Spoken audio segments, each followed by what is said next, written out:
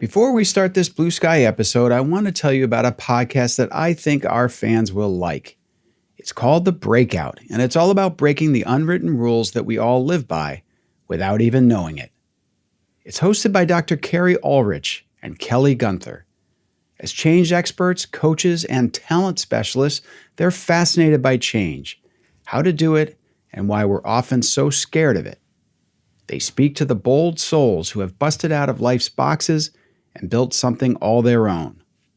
From thriving but secretly unfulfilling careers, to paralyzing fears, to rigid societal expectations, these are the important stories of profound transformations and quiet shifts. For eye-opening stories and strategies for building your life on your own terms, check out The Breakout wherever you get your podcasts, because every change matters.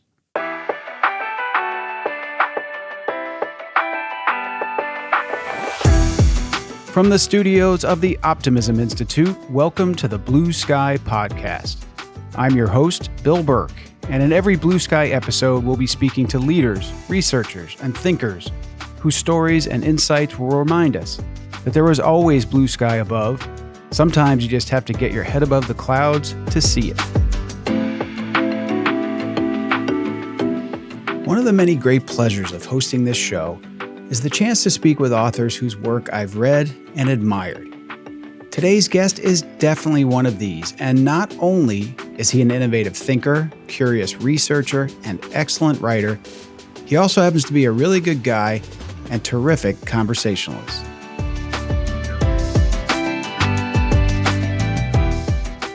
Daniel H. Pink is the author of 5 New York Times bestsellers, including his latest, The Power of Regret: How Looking Backward Moves Us Forward. His other books include the New York Times bestsellers When and A Whole New Mind, as well as the #1 New York Times bestsellers Drive and To Sell is Human.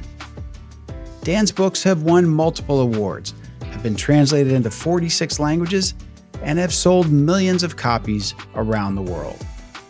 I hope you enjoy this Blue Sky conversation with Daniel Pink as much as I did.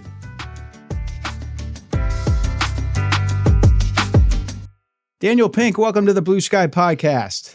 I am so glad to be on the Blue Sky Podcast. I appreciate it. I'm a huge fan of your work, and there's so many different places we could go with this, but this being the Optimism Institute studios and a Blue Sky Podcast, I'd like to talk about optimism. You've written quite directly about it in some of your works, and one I pulled from is To Sell is Human. And you embrace what you call flexible optimism. Optimism with your eyes open. Can you talk about your thoughts on that and why you make that distinction about flexible optimism?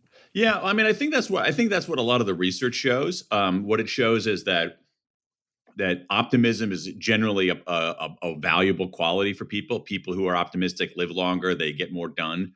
The trouble is like any kind of thing, you can always have too much of a good thing, and so if you're always optimistic, you're probably delusional.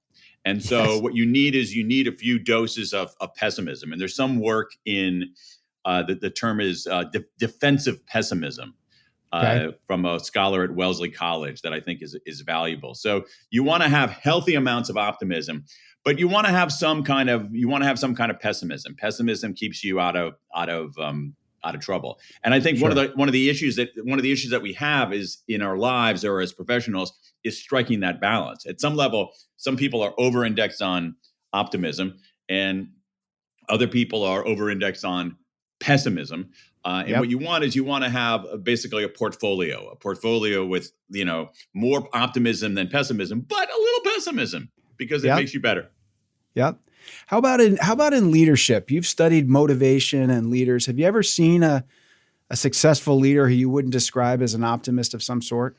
Well, I mean, again, it's like we have to think of this as a spectrum. I mean, it's not binary. It's not like someone's either an optimist or a pessimist. It's essentially what is their portfolio of these kinds of perspectives. And I think it's unlikely to find an effective leader, especially in business, maybe in some other realms, where the leader's portfolio of these kinds of perspectives is heavily weighted toward pessimism Right. and underweighted toward optimism. But I think that you're going to find any kind of effective leader is going to have a little pessimism there. So if you look Right. at somebody like, I mean, right now in the news, as you and I are talking, is the company Intel, which was a Yes. once iconic company. Sort of, the in some ways the ultimate Silicon Valley company, born in Silicon Sure. Valley, bestrode the whole early days of the computer and the internet, and now is in big trouble.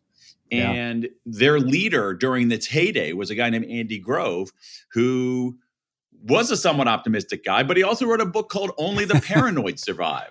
Yes. So Yeah. you want to have that right. You want to have that right mix. It's funny you use semiconductors too, because I've often used the example too when I talk about optimism. To your point, you have to be realistic. If I started a semiconductor company next week and said in 3 years we're going to be more valuable than NVIDIA, that's optimistic, but that's silly. Yeah. And no one wants to follow a leader who is silly and unrealistic and paints that kind of Right.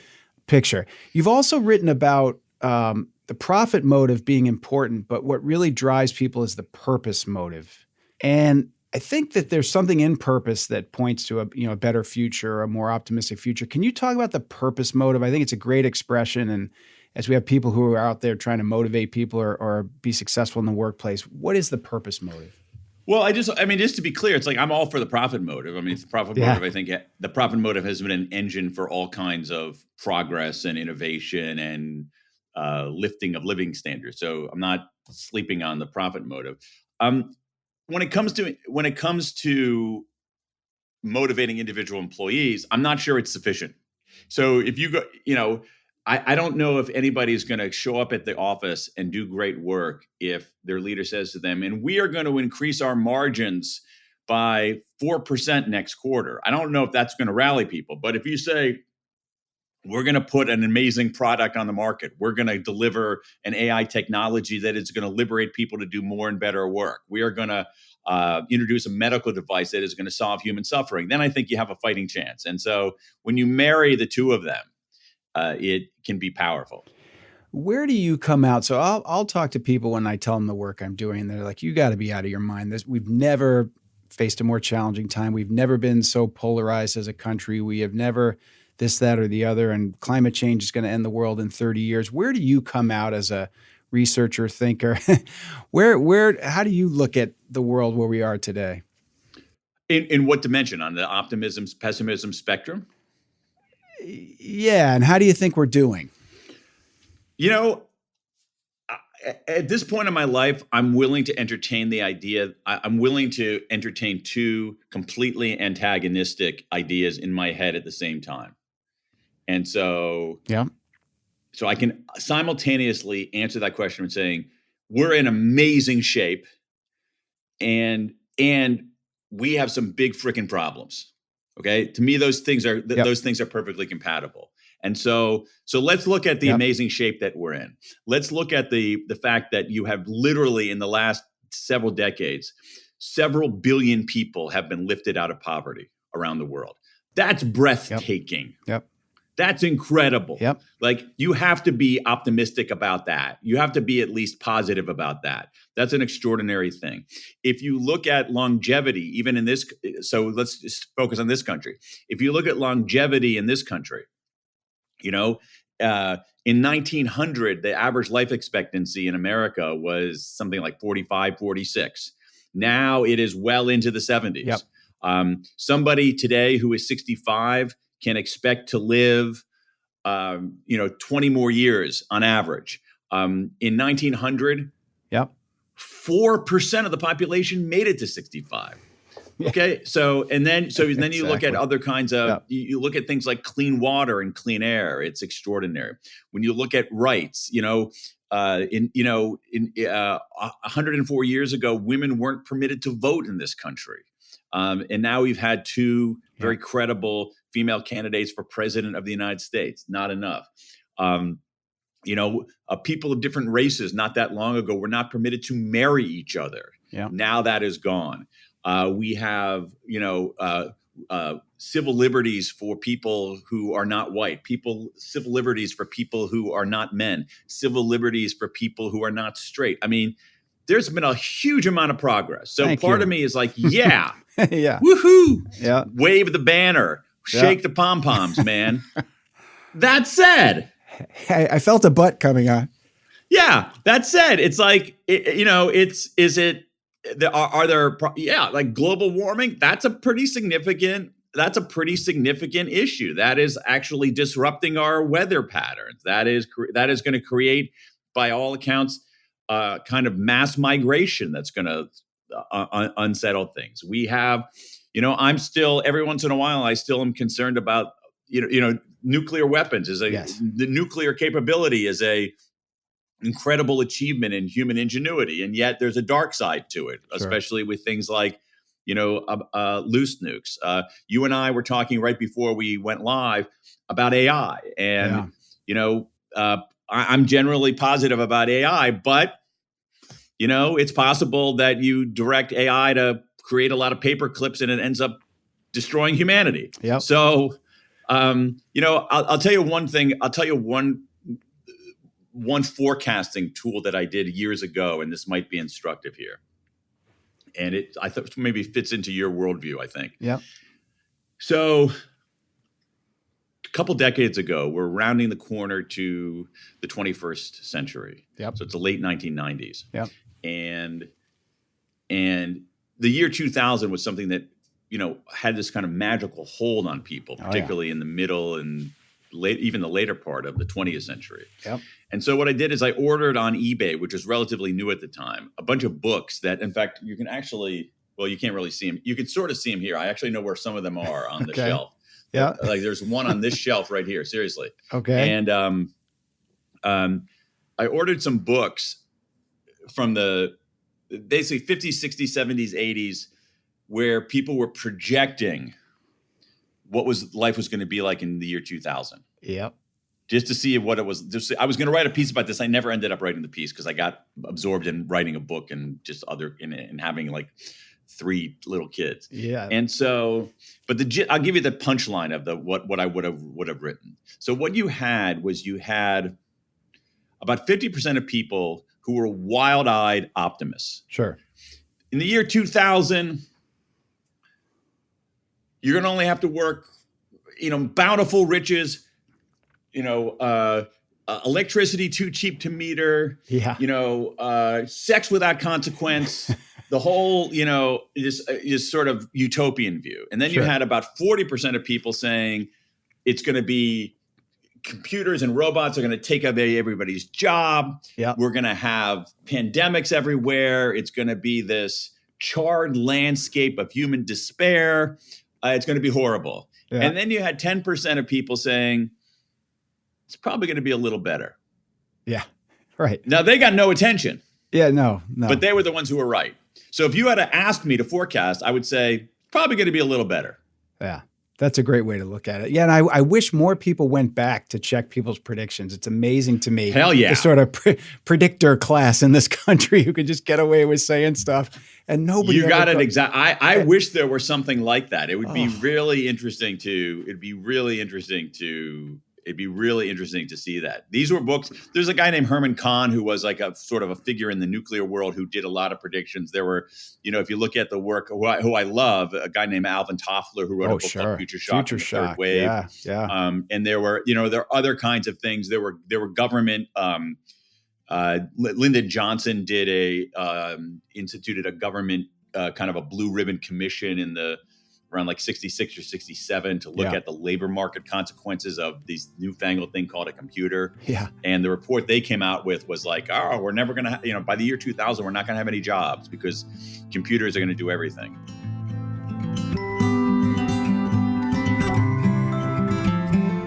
I love the way Daniel came right out with, if you're always optimistic, you're delusional. I happen to agree, and he's right when he says that pessimism can keep you out of trouble. I'd add to this that we're talking about appropriate, reasonable pessimism, not irrational doom or default setting on the negative side of everything. And for all you business leaders out there, this notion of the purpose motive being more powerful than the profit motive, is very helpful. And I loved how readily Daniel was able to rattle off the many ways our world has improved over the years. These sorts of reviews can be really helpful as we catch our breath and take a break from the negativity that often surrounds us. And now, if you bet the over on the number of times I'd reference Kevin Kelly on this show, you're about to hit it big. I had Kevin Kelly on my show, and I'm a huge fan of his. Yeah. And he said, and I do this almost once an episode, but he said, if you only read the news, you'll think things have never been worse. But if you read history, you'll realize things have never been better. Well said. I mean, Kevin said it better than I. That's when you go through that list, and the beauty of going through that list first is then you can look at the problems we have now and realize, yeah, they're significant, but boy, we've made a lot of progress. And if we get off our butts and keep working at these things. I talked to a group of high school students. It was actually a graduation speech at a little school up in Maine. And I was talking about when I was in high school graduating, we had apartheid. We had the Cold War raging. We had this thing. Wasn't even named AIDS yet. I looked it up. Rampaging. And I said to them, we whiffed on climate change, my generation, but we were working on the ozone layer and acid rain. And yeah, those have all been ticked off. And, acid rain and the ozone layer, I think, are really instructive because we listen to the scientists. I mean, my mom used to spray this stuff in her hair. They took it off the market. And sure enough, it worked. It worked. Absolutely. So I mean, I think Kevin has you're exactly right. And the other thing about it is that what you see in the history of America, and here I'm being parochial, not looking at the world, but just looking at this country, is, the United States has, even in the phrase, a more perfect union is basically what we've been aspiring to. And we never get there. We never will get there. It's an asymptote that we're never going to reach. But it is an aspiration. And I do think that the trajectory is positive. Absolutely. So are there problems today? Yeah. Can we fix a lot of them? Yeah. Will things be better in 10 years, 20 years, 30 years than they are today? If I had to make a bet, if I had to go on DraftKings and there was like a a wager to do on DraftKings on that, I would say, I'm going to take the over that things are going to be better. Yeah, I think what Warren Buffett said, that no one ever made money betting against the United States of America. And I'm going to take the over on the world too. Yeah, exactly. That things will be a little bit things will be a little bit better. So a shift here. Another book that I'd like to talk about that you wrote is The Power of Regret. And the reason I like to talk about it is I think one of the things that gets people down is either obsessing over things that they've done in the past that they regret, or, and I know this phrase is sort of toxic to you, or they're focused on this advice: live your life with no regrets. Can you talk about why you don't like the phrase live your life with no regrets? And then let's talk about what you've learned about regret and what you've written about in The Power of Regret. So it's very similar to what we've been talking about before, Bill, which is essentially a balance, a nuance, a portfolio. I think, in my view, that that a lot of like the popular writing, especially on self-help and whatnot, has sold us a bill of goods. It's basically, we've over-indexed on positivity, that we've said that the way to lead a good life is to be positive all the time and never be negative, to always look forward and never look back. And that's not true. That's scientifically untrue. What is scientifically true, which goes to the optimism, is that we should be positive a lot of the time. We should have more positive emotions than negative emotions. But negative emotions are instructive. Negative emotions help us survive. And and if you look at the research, and I wrote a book on this. The most prominent negative emotion, arguably, that the human beings have is regret. And so the question isn't, do you have regrets or not? Everybody has regrets because it's part of our cognitive machinery. The question really is, what do you do with it? You can ignore it, as some of the people you're describing do, put your fingers in your ears and say, I don't have any regrets. I don't have anything regrets. That's a bad idea. You can also wallow in it. You can ruminate on it. You can get captured by it. That's a really bad idea too. What you should be doing with your regrets is confronting them, looking at them, using them as information. And when we do that, we have 60, 70 years of science showing that it can be a transformative emotion. So you did an astounding amount of research. You collected regrets. You asked people to list the things that they regret in their lives, and then you worked on categorizing those and then thinking about those. Can you talk about the four types: foundation, boldness, moral, connection? Yeah. So what I did is, well, I did a couple of pieces of research. One was a quantitative piece of research where I did a large piece of survey research of the U.S. population, asking very specific questions about regret, trying to find some demographic differences. That proved to be somewhat interesting. What I also did was a piece of qualitative research, which is what I call the World Regret Survey. Um, and there I just collected regrets from people all over the world. And so we now have a database of, we're now over 26,000 regrets from people in 134 countries. And when you look at those regrets, as exactly as you say, Bill, around the world, not every single regret, but overwhelmingly, the regrets seem to fall into four categories. So I'll tell you, per your question, what they are. Foundation regrets are small decisions people make early that accumulate to bad consequences later on. So, Okay. classic one: I spent too much and saved too little, and now I'm broke. Hmm. So spending money on a expensive dinner once, that's not going to destroy your life. Doing it repeatedly might. Yep. Not putting away money today, this week, not going to ruin your life. Doing it repeatedly might. Yep. Same thing is true with we have a lot of regrets with regard to education. I should have paid attention more in school. I should have worked harder in school. Yep. The fact that I phoned it in one semester isn't going to kill you. But if you're phoning in your whole education, that could accumulate to some damage later on. Same thing is true with health. So that's foundation regrets. Boldness regrets are when you're at a point in your life where you had a decision to make and you could either play it safe or take the chance. And to my surprise, overwhelmingly, people regret not taking the chance. Much more than the handful, the small number of people who, I regret taking a chance because it went south on me. People regret not taking the chance. And again, it doesn't matter whether it's in business, whether it's in romance, whether it's in travel. People regret not taking a chance. Moral regrets, again, you had a choice in your life. You could do the right thing, you could do the wrong thing. And when we do the wrong thing, most of us, most of the time, regret it. And then finally, there are connection regrets, which are about relationships, some romantic relationships, but just the broader collection of relationships in our lives. When they come apart, we want to reach out. We don't because it's going to be awkward. We think the other side's not going to care. We don't want to say what we really feel. And people end up regretting that. So foundation regrets are, if only I'd done the work. Boldness regrets are, if only I'd taken the chance. Moral regrets are, if only I'd done the right thing. And connection regrets are, if only I'd reached out. And around the world, with incredible regularity, those are the regrets that people seem to have. So there are no cultural differences in terms of in this part of the world, they have more boldness regrets. It's pretty much uniform. It's not so much uniform as it is universal. This was a piece of qualitative research. So I'm hesitant to say definitively that there are no cultural differences, but I got to tell you, we had the survey up in Mandarin. We had the survey up in Spanish. We had entries from all over the world.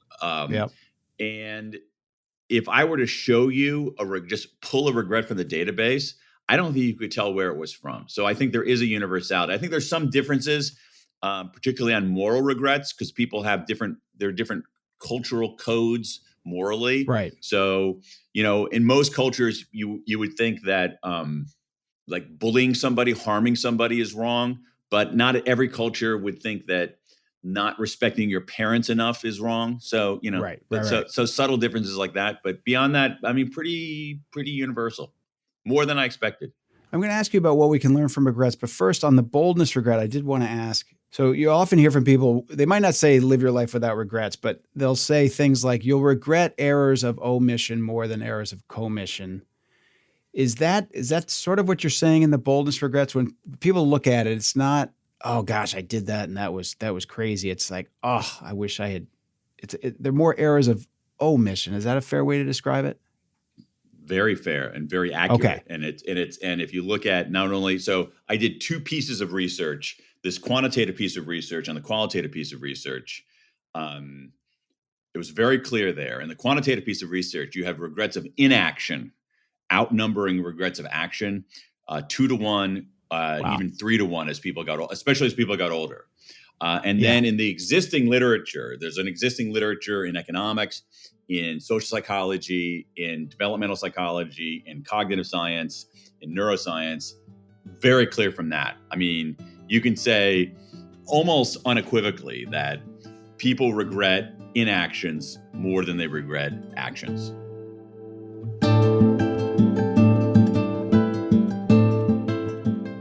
Before we get back to our blue sky conversation, I want to tell you about a new promotional partner we have at the Optimism Institute.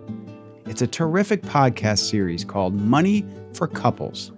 Hosted by Ramit Sethi, this show aims to help couples create a shared financial vision with clear steps for saving, spending, and living their best lives together.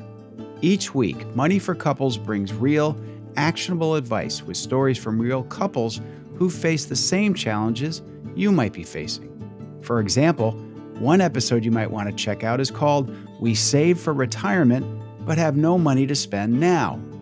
Money for Couples is available wherever you get your podcasts, so check it out and start building what Ramit Sethi calls your rich life today.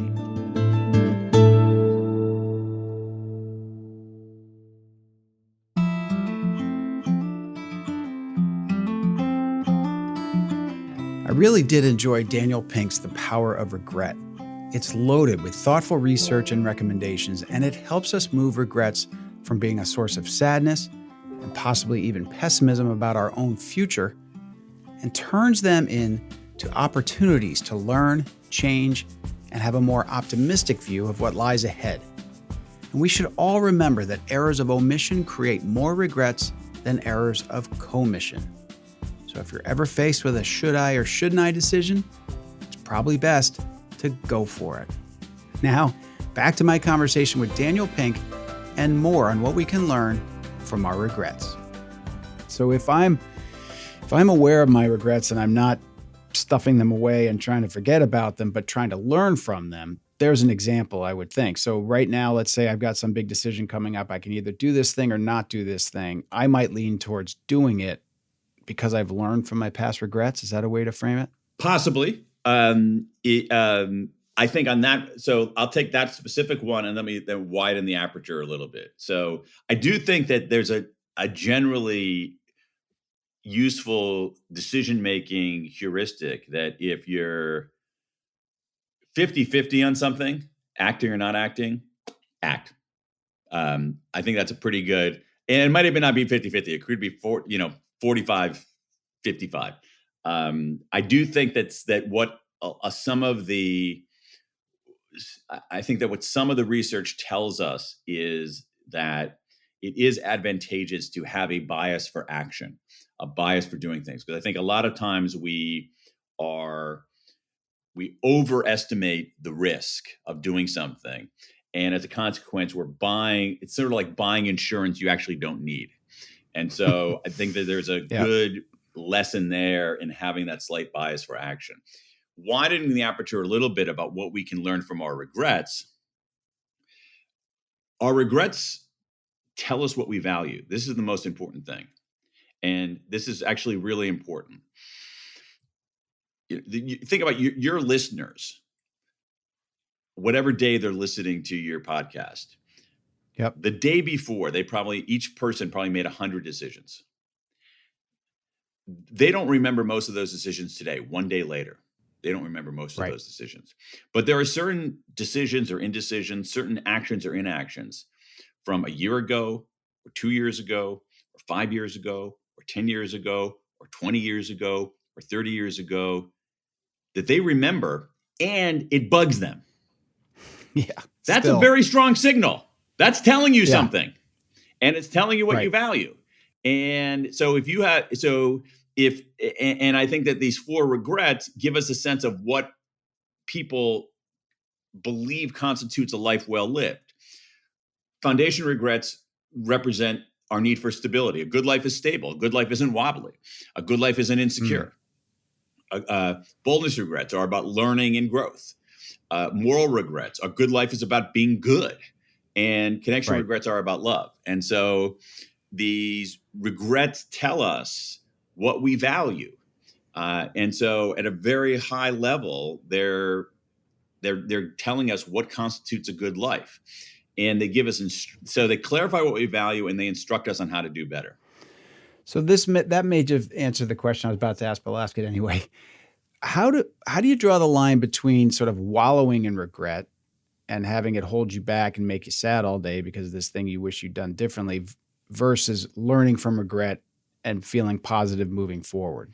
You don't ignore your regret. You don't ignore your regrets, and you don't sort of emote toward your regrets. You think about your regrets. You look at them in almost a clinical way. You look at them as like a piece of data coming in, and there's a systematic way to do that. So when you feel bad about a regret, you treat yourself with compassion rather than contempt. You treat yourself with kindness. So you recognize that regrets are part of the human condition, that everybody has these regrets. So a lot of times we just excoriate ourselves. We're cruel to ourselves. Don't do that. Right. It's a bad idea. There's no evidence that works. So treat yourself with compassion, treat yourself with kindness rather than contempt. There's a strong argument to be made for talking about your regrets or writing about your regrets to disclose them, to make sense of them. And then, again, looking at it analytically, saying, asking yourself explicitly, what is this regret? What lesson is this regret teaching me? And how can I apply that lesson going forward? And so when you take that approach, don't ignore, don't wallow, but just confront and think, then it's a very useful emotion. And we have evidence that it can help us find more meaning in life. It can help us become better strategizers, clearer thinkers, better negotiators. If we, again, all these things keep coming back to the same kind of thing, which is kind of like, don't go to the polls. It's not either or. You have to actually come up with a third way. And by learning from that regret, it takes so much of the sting out, I would think. Absolutely. Right. Because it's also one of the reasons that so what you're doing is you're enlisting it. You're taking this negative thing and you're enlisting it as fuel to go forward. So this is why ignoring your regrets and this idea that you should always look forward, never look back is a bad idea.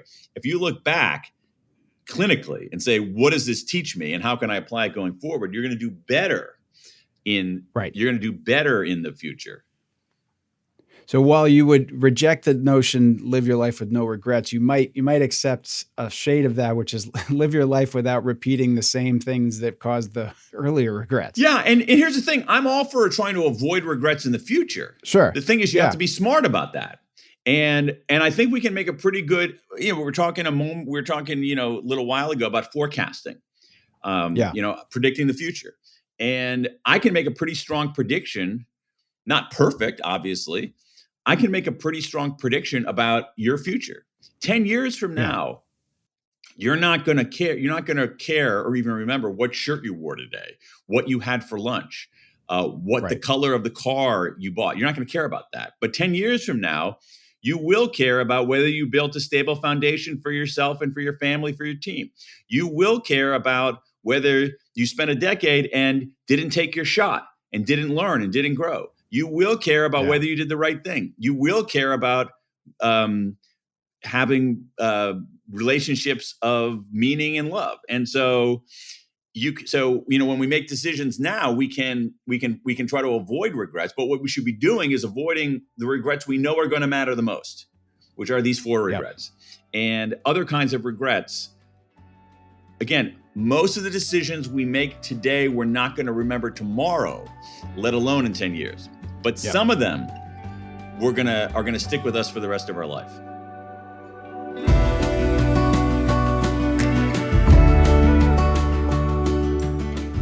Daniel Pink makes it clear that we're more likely to regret errors of omission and says that one of the reasons we don't take certain actions is because we've overestimated the risks. And guess what types of people do too much of that? Pessimists. That's right, I said it. I believe that part and parcel to a less than optimistic outlook is an inflated sense of risk. And this, it seems from Daniel's work, can lead to the most painful kinds of regret. And I really like Daniel's insight here about how studying our regrets helps us understand what our values are. That's extremely insightful and helpful.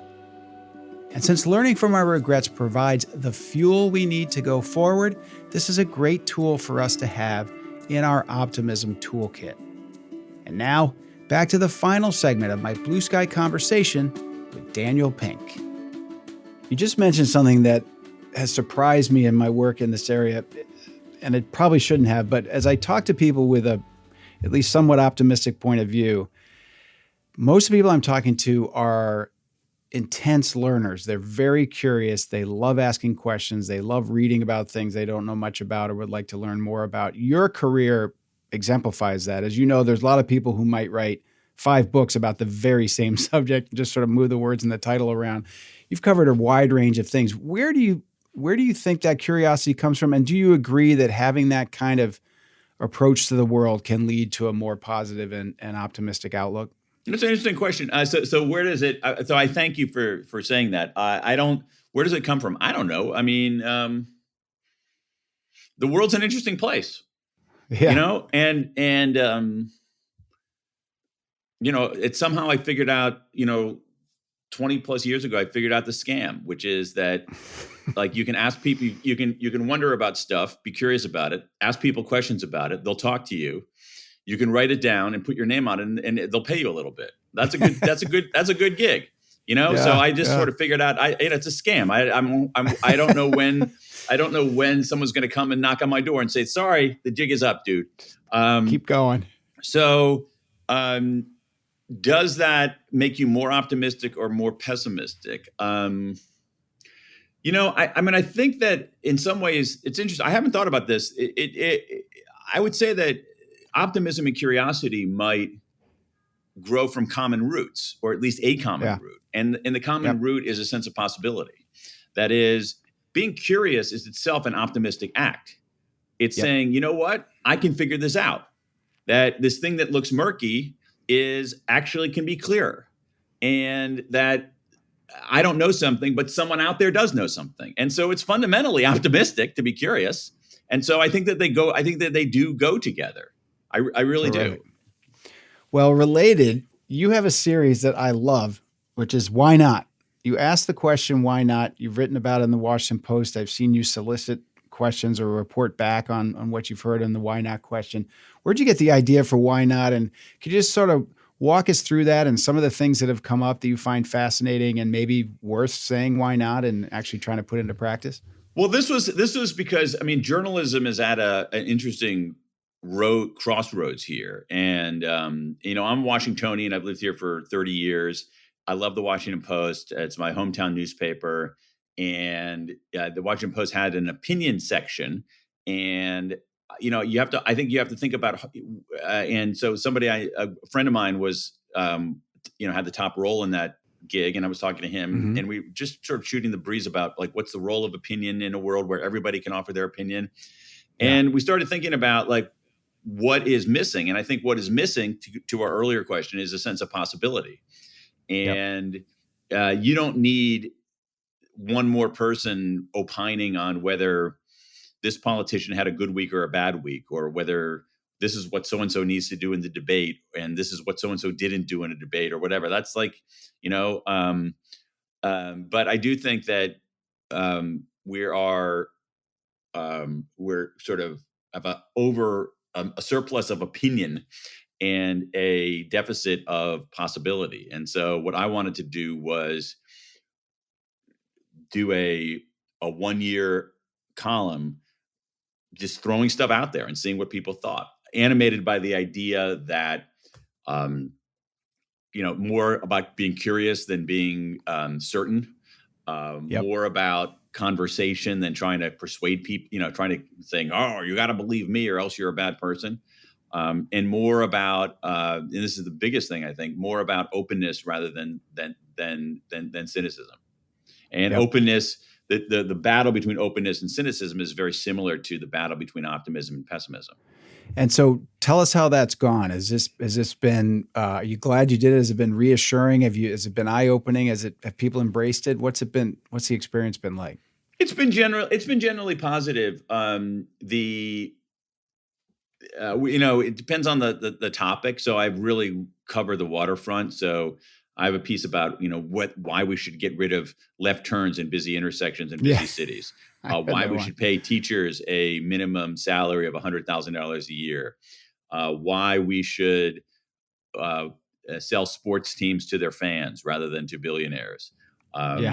Why we might want to consider selecting members of Congress by lottery rather than by election.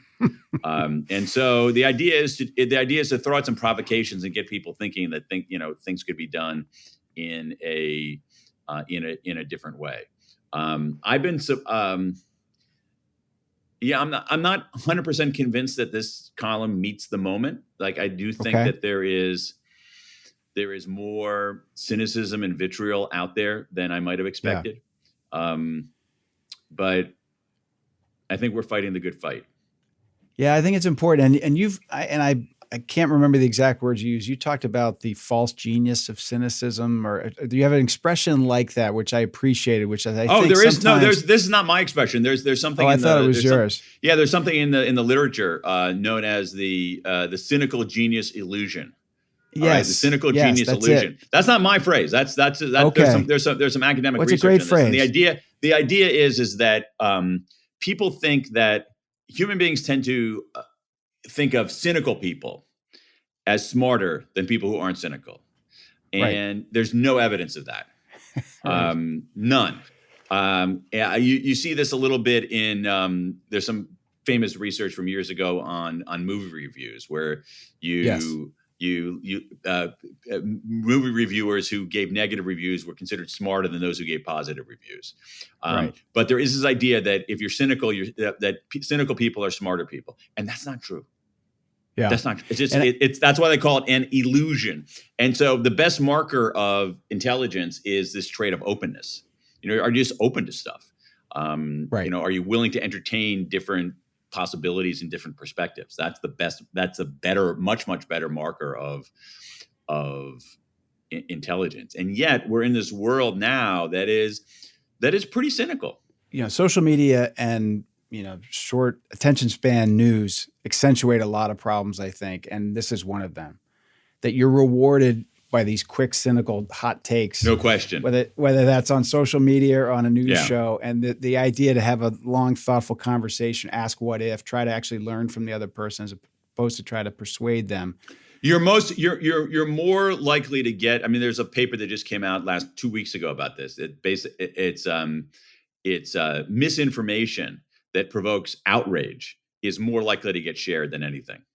So if you really want to get attention, clicks, likes, whatever, say things, do things that will outrage people, whether they're true or not.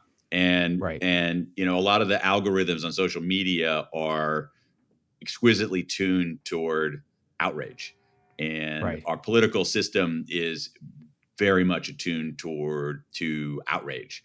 And I think that's unhealthy in the same way that it's the imperfect balance that we were talking about before.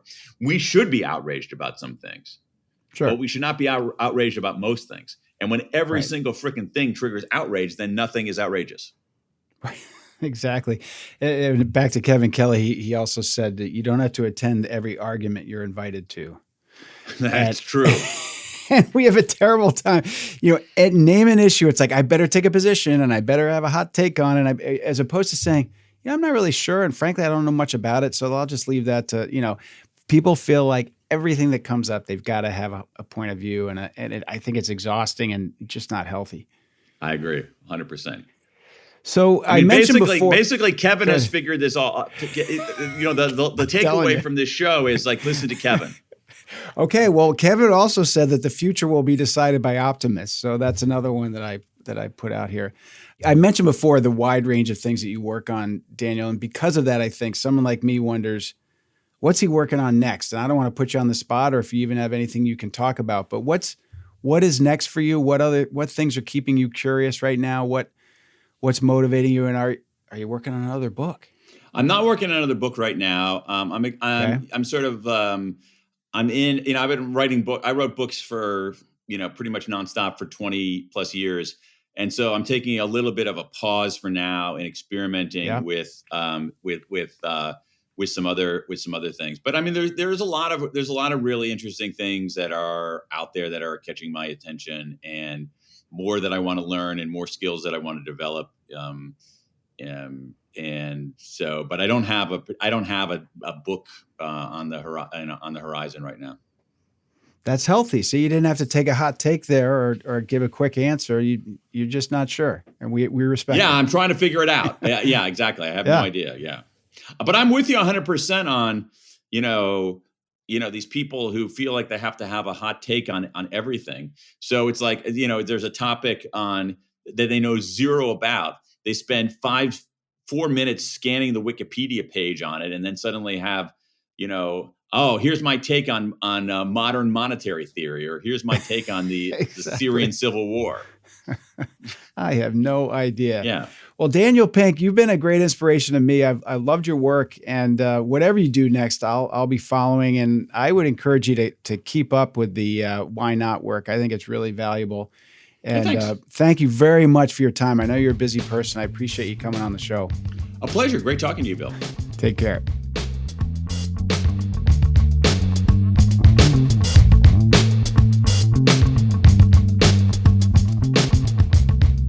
I really enjoyed hearing Daniel think through the answer to my question about a relationship between curiosity and optimism, especially since he concluded that being curious in and of itself is an optimistic act.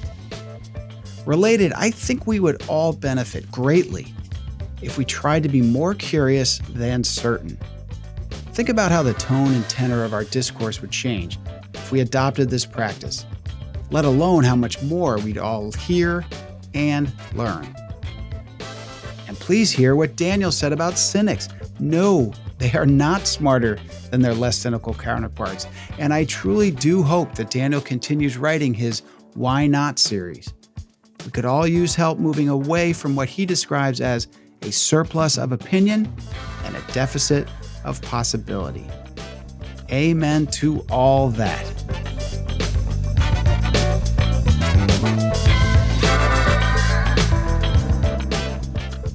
I hope you enjoyed my Blue Sky conversation with Daniel Pink.